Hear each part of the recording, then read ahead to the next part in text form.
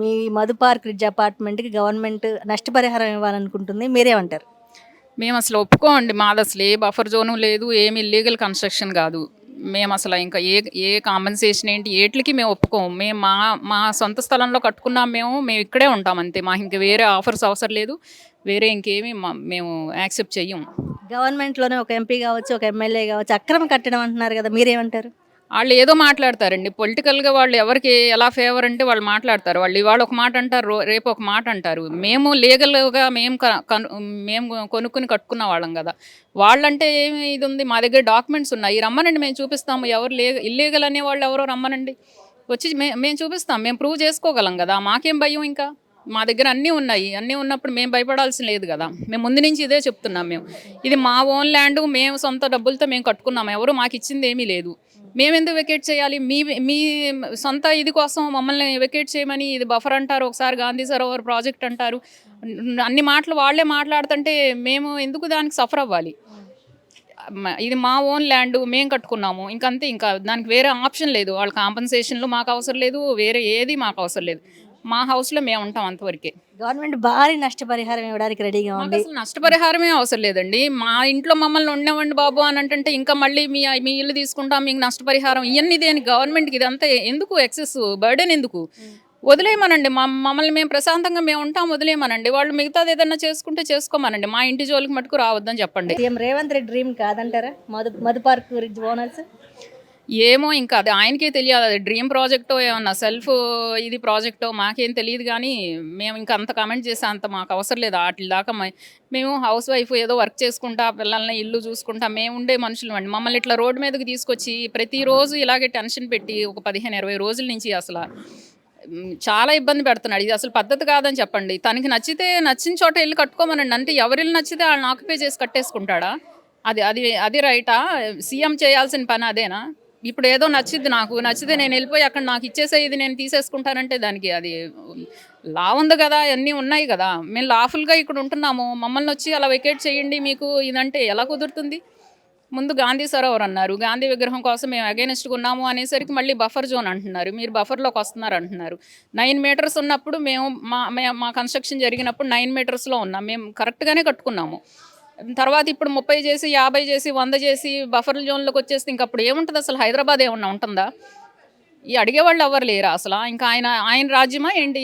ఇంకా వేరే ఏమీ లేదా? తనొక్కడే ఇదా ఏంటి? ఇంతమంది ఉన్నారు, ఇంతమందిని సీఎంని చూసాం మేము. ఇప్పుడు తను ఏదో చెప్పేసి ఇదే రైటు, ఇదే రాజ్యాంగం అంటే ఎలా కుదురుతుంది?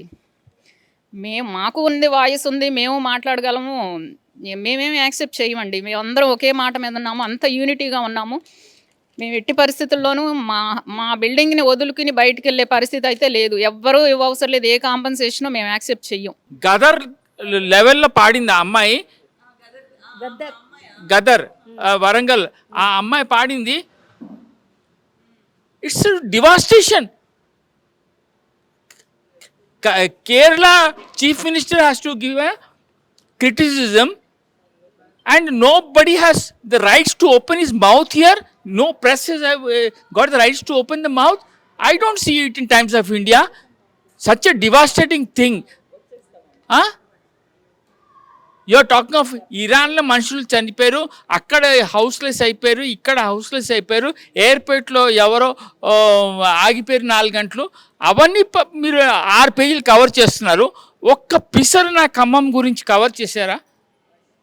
సో ఇఫ్ ఖమ్మం గురించి కవర్ చేయకపోతే obviously you are creating a fear complex 2 ways. First thing the attitude of the ruling so-called Democratic Party. Second thing is the press. Press is not able to open the mouth. Press is telling that we have to shut our mouth.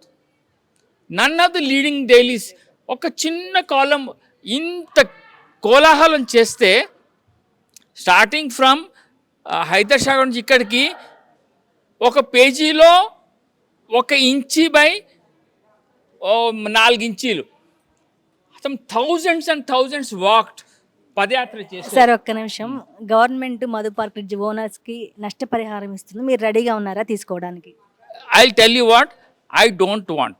No. No. Because I will tell you, my own family members are teachers, retired teachers in Bodhan, వాళ్ళకి pension ఇవ్వలేకపోతున్నారు. Teachers, retired teachers pension ఇవ్వలేకపోతున్నారు. There is no question. I know, first you give my uncle his pension, then will talk of this. No, I know how much wealth there is. They are not having any wealth. Second thing, the ADP bank వాళ్ళు అని వాళ్ళు చెప్పారు 4,100 crores ఇచ్చారని చెప్పారు. When they came for an assessment here, there's nothing. They said we haven't got any work done yet. మేము వస్తాము, చూస్తాము, చూసిన తర్వాత మేము ఇంకా చేస్తాము. బట్ ప్రెస్లో ఏమో వచ్చేసింది, అయిపోయింది, ఇచ్చేసారు అని నేను.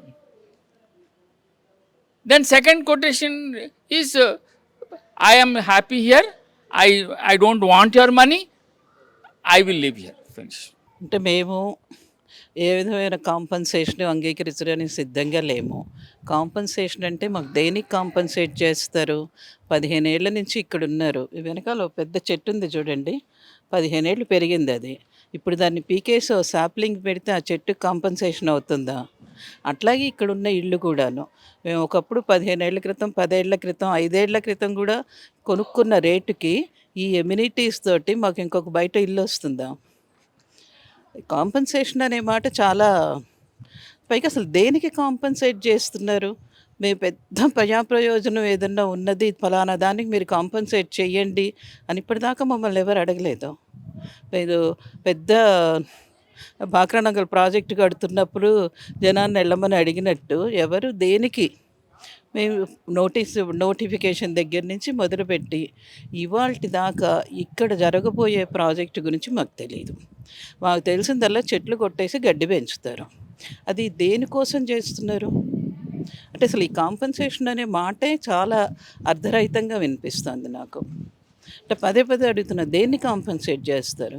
15 ఏళ్ళ నుంచి ఇక్కడ నిర్మించుకున్న జీవితాలని కాంపన్సేట్ చేస్తారా? ఇది 5 అంతస్తుల బిల్డింగు. ఎన్ని గేటెడ్ కమ్యూనిటీస్ ఉన్నాయండి హైదరాబాద్లో 5 అంతస్తులతోటి? 6.5 ఎకరాల్లో 5 అంతస్తులతో 450 ఇళ్ళంటే డెన్సిటీ ఎంత తక్కువ ఉంటుంది? ఇవాళ ఈ స్థాయికి 50 అంతస్తులు, 60 అంతస్తులు ఇస్తున్నారు. అక్కడ ఉండే పాపులేషన్ డెన్సిటీ ఎంత ఉంటుంది? అంటే వీటన్నిటినీ కాంపన్సేట్ చేయగలరా? చేయలేరు కదా. పైగా ఇవన్నీ ఎందుకు మేము కాంపన్సేషనో ఇంకొకటో ఆలోచించాల్సిన అవసరం ఏంటి? అసలు ఎందుకు చేయాలి అని. దాదాపు ఇది మూసీ నదికి పక్కనే ఉంది, అక్రమ కట్టడం అని ఒక ఎమ్మెల్యే అంటున్నారు, ఒక ఎంపీ అంటున్నారు. అదే వాస్తవం అంటారా? అంటే ఎవరిష్టం వచ్చినట్టు వాళ్ళ ఆఫీసులో కూర్చొని మాట్లాడితే ఏం చెప్తామండి? మా దగ్గర కాగితాలు ఉన్నాయి, వాళ్ళన్నా చూడాలి, మేమన్నా చూపించాలి. వెళ్ళి చూపించారు. అక్రమ కట్టడం అనే విషయం ఎప్పుడొచ్చింది? గాంధీ సరోవర్ పేరుతో గాంధీ బొమ్మ పెడతామన్న తర్వాత దాని మీద వచ్చిన బ్యాక్లాష్ని అందరూ వ్యతిరేకించిన తర్వాత తుషార్ గాంధీ లాంటి వాళ్ళు కూడా ఇట్లాంటి పనులు చేయకూడదు అన్న తర్వాత గబుక్కున మేము బఫర్ జోన్లోకి వెళ్ళాం. ఇది 2004-6 మధ్యలో అన్ని రకాల పర్మిషన్లు వచ్చినప్పుడు బఫర్ జోన్ లేదు కదా. ఈ బిల్డరు, మీరు అక్కడ వెనకాల బ్రిడ్జ్ చూడండి, టిప్పుకాన్ బ్రిడ్జ్. ఆ టిప్పుకాన్ బ్రిడ్జ్ మీద వరద మెజర్ చేయటానికి మెజర్మెంట్ ఉంటుంది. 1908లో వచ్చిన వరదకి అక్కడ మార్కింగ్ ఉంటుంది. ఆ మార్కింగ్ కంటే కూడా 1.5 మీటర్ ఎక్కువ లేపి ఇది కట్టారు. ఇదంతా నిజానికి కాంగ్రెస్ హయాంలో జరిగింది. ఆయన ఎవరో 2012లో టీఆర్ఎస్ గవర్నమెంట్ పర్మిషన్ ఇచ్చింది. 2012లో టీఆర్ఎస్ గవర్నమెంట్ లేదు కదా, ఎట్లా ఇస్తుంది? మరి అంత ఇదిగా మాట్లాడితే అక్రమ కట్టడం అని చెప్పి అక్రాస్ ద టేబుల్ చర్చకి రండి, ఎవరిది అక్రమమో తెలుస్తుంది. మీరు మీ ఇంట్లో కూర్చుని మాట్లాడి మేము మా ఇంట్లో కూర్చుని మాట్లాడి లాభం లేదు కదా. ఒకళ్ళు కాంపన్సేషన్ డబ్బులు ఇస్తూ ఉంటారు, ఇంకో కాంపన్సేషన్ ల్యాండ్ ఇస్తారు, ఇంకొకళ్ళు అసలు అది అక్రమ కట్టడం అంటారు. అంటే ప్రజాప్రతినిధులు అయ్యుండి వాళ్ళకు కూడా మా వాళ్ళు ఎవరో ఓట్లు వేసే ఉంటారు కదా. ఉండి అంత బాధ్యతారహితంగా మాట్లాడటం బాగాలేదు. ప్రజలతో మాట్లాడుతున్నారు కదా, ఇవాళ రేపు కూడా వీళ్ళే ఓట్లు కదా మీకు. అంటే మనం చాలాసార్లు ఆలోచించాల్సింది ఏంటంటే, ఏడో హామీ అమలు చేసే శక్తి ఎప్పుడు ప్రజల చేతుల్లోనే ఉంటుంది. గవర్నమెంట్ని అంతగా దేబరించాల్సిన అవసరం లేదు. అదేమి ఎప్పుడు ఎవరికైనా కింద పెట్టేది కూడా కాదు.